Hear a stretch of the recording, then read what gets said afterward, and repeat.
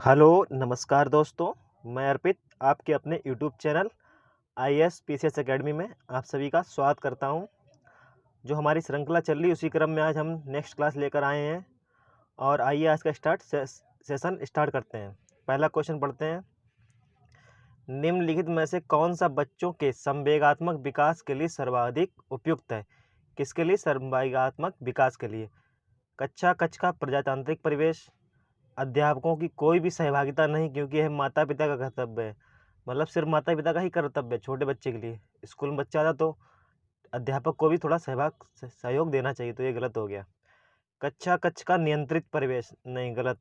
संवेगात्मक की बात कर रही हो, नियंत्रण रखोगे तो बच्चा अपनी हाव भाव प्रकट ही नहीं कर पाएगा। कक्षा कक्ष का अधिकारवादी परिवेश, गलत। ऑप्शन ए सही है। कक्षा कक्ष का प्रजातांत्रिक परिवेश मतलब बच्चों को, प्रजातांत्रिक से मतलब है कि बच्चों को भी सम्मान देना। सम्मान का मतलब बच्चों की भी ज़रूरत को पूरा करना। तो प्रजातांत्रिक परिवेश होगा तो बच्चे अपनी पूरी ज़रूरत कर पाएंगे। तो ऑप्शन ए हमारा क्लियर हो जाएगा। नेक्स्ट निम्नलिखित में से कौन सा एक उपयुक्त रचनात्मक आकलन कार्य नहीं है? रचनात्मक आकलन कार्य नहीं है। खुले अंत वाले, बिल्कुल है। मतलब बच्चे इसमें विचार करेंगे, विचार करने पर विवश हो जाएंगे, तो ये तो रचनात्मक हो गया। परियोजना बिल्कुल है। अवलोकन बिल्कुल है। विद्यार्थियों का योग्यता क्रम निर्धारित करना, ये कोई रचनात्मक कार्य नहीं है, तो हमारा ऑप्शन डी हो जाएगा। नेक्स्ट, एक प्रभावशाली अध्यापिका होने के लिए यह महत्वपूर्ण है। एक प्रभावशाली अध्यापिका होने के लिए क्या महत्वपूर्ण है, देखते हैं।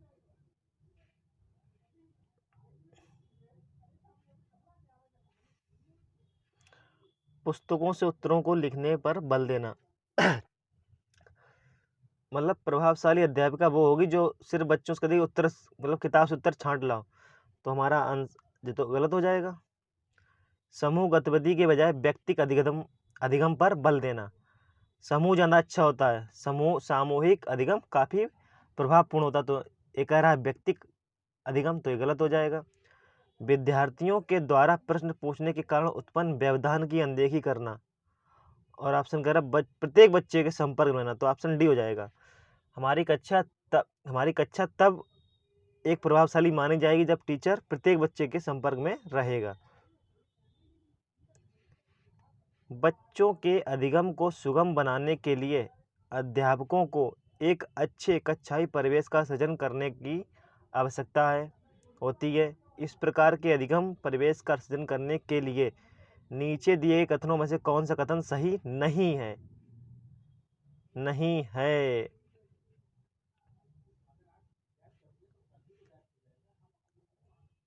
बच्चे के प्रयासों को स्वीकृति, बच्चों के प्रयासों को स्वीकृति, अध्यापक के अनुसार कार्य करना, बच्चे को स्वीकार करना, अध्यापक का सकारात्मक रुख।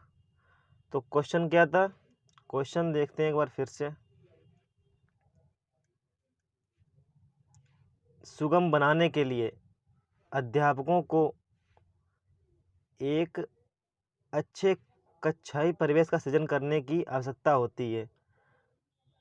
तो इस प्रकार के अधिगम परिवेश सृजन करने के लिए नीचे कथनों में से कौन सा कथन सही नहीं है? कौन सा सही नहीं है?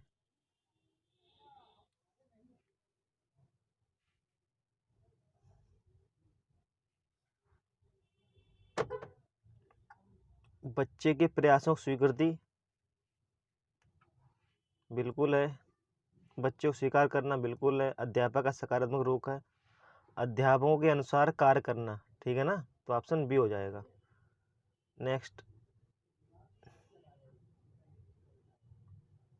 लड़कों एवं लड़कियों के विषय में कुछ कथन दिए गए हैं। आपके अनुसार इनमें कौन सा कथन सही है? लड़कों को घर के बाहर के कामों की सहायता करनी चाहिए। लड़कों को घर के कामों में सहायता करनी चाहिए। सभी लड़कों को विज्ञान तथा लड़कियों को गृह विज्ञान पढ़ाया जाना चाहिए। लड़कियों को घर के कामों में सहायता करनी चाहिए।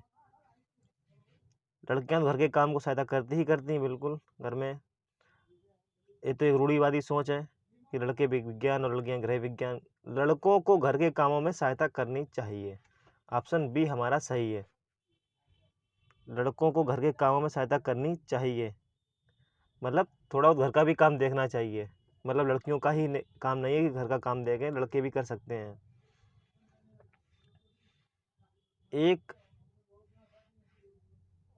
एक बच्चे को कॉपी में लिखने में विपरीत छवियां, दर्पण छवि आदि जैसी गलतियां मिलती हैं, तो इस प्रकार का बच्चा लक्षण प्रदर्शित कर रहा है, मतलब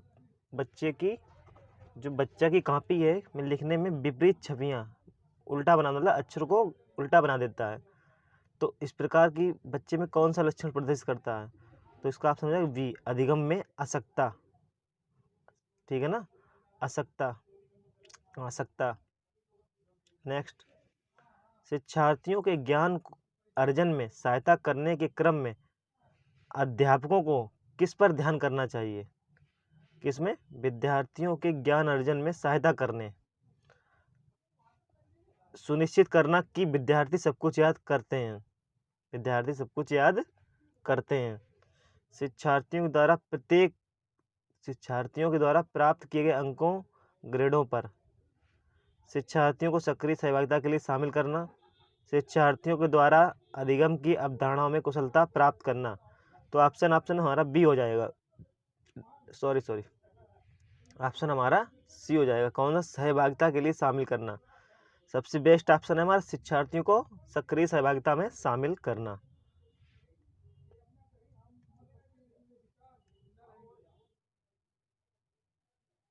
अध्यापक के दृष्टिकोण से प्रतिभाशाली किसका संयोजन है, मतलब जो प्रतिभाशाली बच्चे होते हैं वो किसका संयोजन है?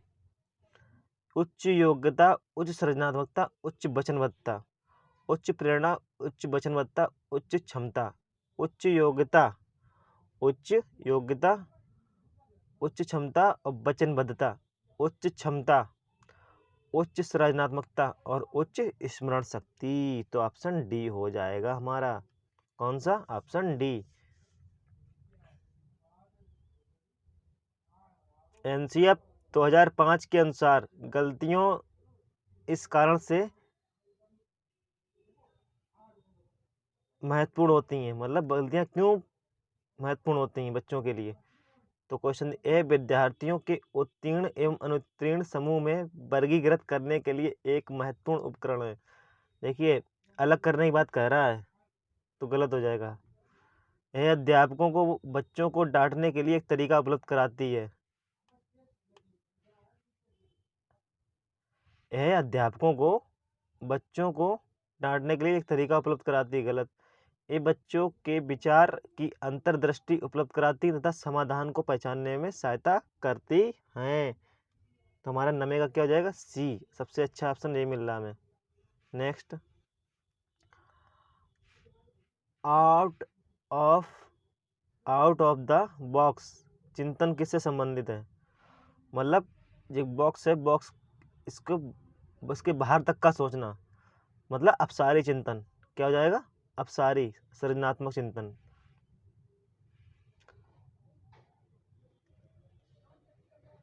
अध्यापक शिक्षण में अध्यापकों के द्वारा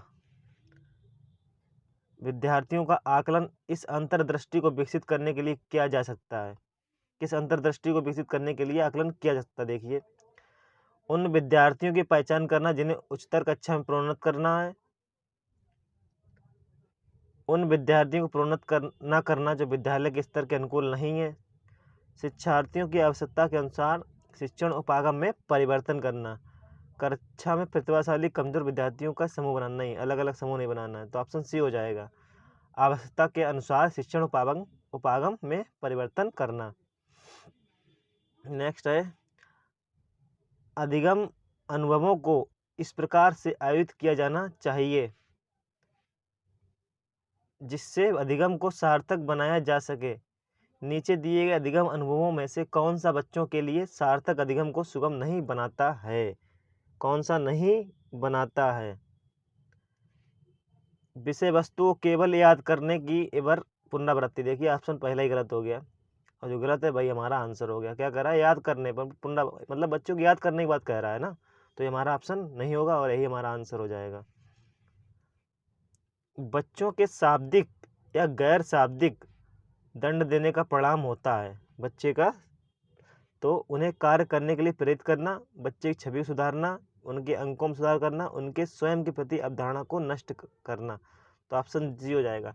मान लीजिए आप किसी बच्चे से कुछ उल्टे सीधे वर्ड बोलते थे तो बच्चा अंदर ही अंदर कुंठा पैदा करने लगता है, तो उसमें अपने प्रति अवधारणा को मतलब गलत अवधारणा बनाने लगता है धीमे धीमे। तो वही कह रहा है हमारा क्वेश्चन। निम्न में से कौन सा प्रारंभिक बाल्यावस्था अवधि के दौरान उन भूमिकाओं एवं व्यवहारों के बारे में जानकारी प्रदान करता है? कब? प्रारंभिक बाल्यावस्था। देखते हैं ऑप्शन। प्रारंभिक बाल्यावस्था, प्रारंभिक बाल्यावस्था,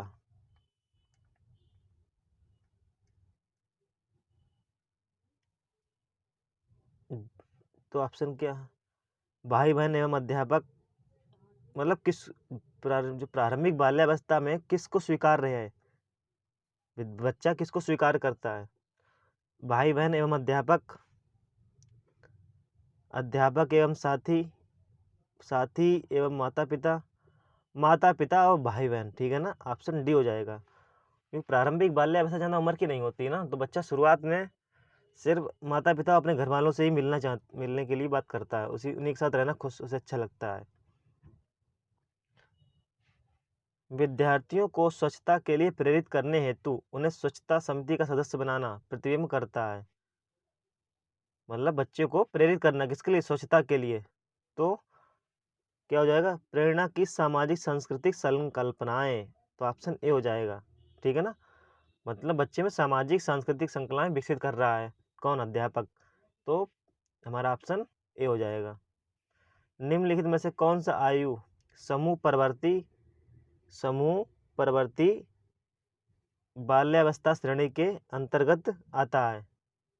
मतलब बच्चा समूह पर मतलब समूह में परिवर्तन करने लगता है, मतलब उस समूह में जाने लगता है, कहीं उस समूह में जाने लगता है, उसके अनुसार बदलने लगता है। तो ऑप्शन डी 9 से 12 वर्ष। आर्जव तर्क देता है कि भाषा विकास व्यक्ति,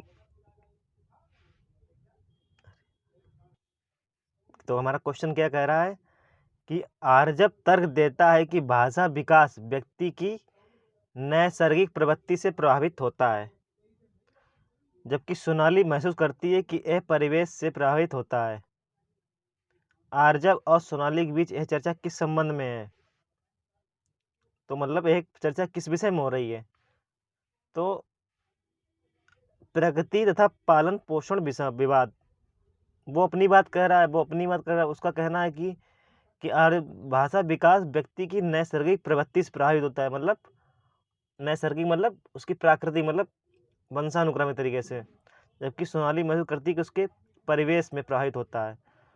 तो यह एक प्रगति तथा पालन पोषण विवाद है। अध्यापिका ने ध्यान दिया कि पुष्पा अपने आप किसी एक समस्या का समाधान नहीं कर सकती है, फिर भी वह एक वयस्क या साथी के मार्गदर्शन की उपस्थिति में ऐसा करती है। तो इस मार्गदर्शन को कहते हैं, क्या कहेंगे? इसको कहते हैं सहारा देना।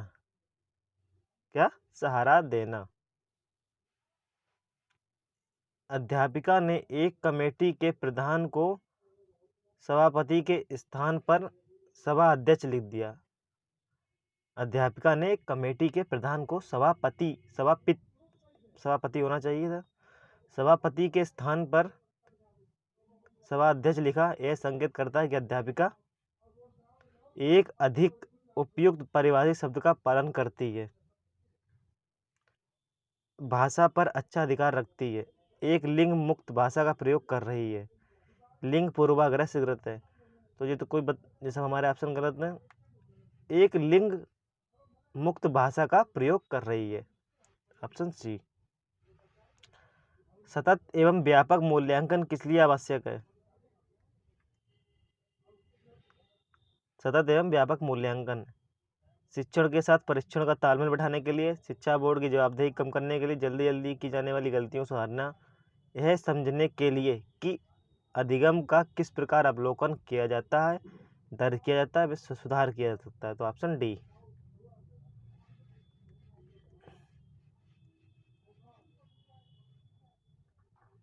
लॉरेंस कोहलबर्ग के सिद्धांत में कौन सा स्तर नैतिकता की अनुपस्थिति को सही अर्थ में सूचित करता है? तो नैतिकता स्तर पूछा है सर 1, और आपको पता होगा प्रत्येक स्तर के 2-2 चरण, मतलब प्रत्येक चरण के 2-2 उपचरण है, अर्थात 6 चरण पूछे तो 3, उपचरण तो 6। निम्नलिखित में से कौन सा बच्चों के समाजीकरण के प्रगतिशील मॉडल के संदर्भ में सही नहीं है? समूह कार्य में सक्रिय सहभागिता तथा सामाजिक कौशलों का सीखना, ये तो है ना। बच्चे विद्यालय में बताई गई बातों को स्वीकार करते हैं चाहे उनकी सामाजिक पृष्ठभूमि कुछ भी हो। कक्षा में प्रजातंत्र के लिए स्थान होना चाहिए, तो बात सही है। समाजीकरण सामाजिक नियमों का अधीन होना सही है, ऑप्शन बी हो जाएगा। सही नहीं है, बच्चे विद्यालय में बताई गई बातों को स्वीकार करते हैं चाहे उनकी सामाजिक पृष्ठभूमि कुछ भी हो, ऐसा नहीं है ना, हर बात थोड़ी स्वीकार करते हैं। अधिगम में आकलन के लिए आवश्यक होता है, अधिगम में आकलन के लिए क्या आवश्यक होता है बताएं? ग्रेड एवं अंकों के लिए, जांच परीक्षण के लिए, प्रेरणा के लिए, पृथक्करण और श्रेणीकरण के उद्देश्यों को प्रोत्साहन देने के लिए। क्या कह रहा है? अधिगम में आकलन किस लिए आवश्यक होता है? प्रेरणा के लिए। अगर मान लीजिए किसी बच्चे कम हो गए तो उसे समझाएंगे आप, तो बच्चे को एक तरीके से प्रेरणा दे सकते हैं, तो ऑप्शन सी। प्रचलित योजनाओं में नई जानकारी जोड़ने को किस नाम से जाना जाता है? प्रचलित जानकारी में मतलब जोड़ने की बात कर रहा है सिर्फ, तो आत्मसातकरण। अगर उसमें कोई सही कर दे तो समायोजन हो जाता है। हम अपनी बुद्धि, प्रेरणा, अभिरुचि आदि के संदर्भ में भिन्न होते हैं, यह सिद्धांत संबंधित है। तो यह संबंध किससे संबंधित है? व्यक्तिक विभिन्नता से। किससे? व्यक्तिक विभिन्नता से, मतलब प्रत्येक व्यक्ति की बुद्धि अलग अलग होती है, अभिरुचि अलग होती है, तो उसी संदर्भ में क्वेश्चन कह रहा है। वंचित समूह के विद्यार्थियों को सामान्य विद्यार्थियों के साथ पढ़ाना चाहिए।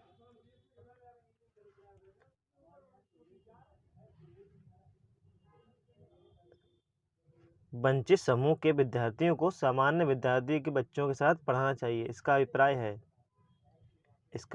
समावेशी शिक्षा। समावेशी शिक्षा क्या कहती है? सबको साथ लेकर चलना, चाहे किसी भी कहीं से भी आता हो।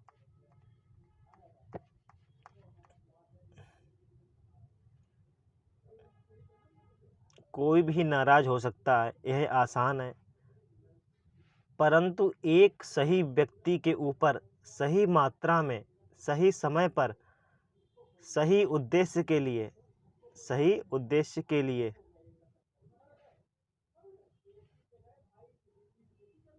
सही मात्रा में, सही समय पर, सही उद्देश्य के लिए तथा सही तरीके से नाराज होना आसान नहीं है। यह संबंधित है किससे संबंधित नहीं? यह हमारे संवेगात्मक विकास से संबंधित नहीं है।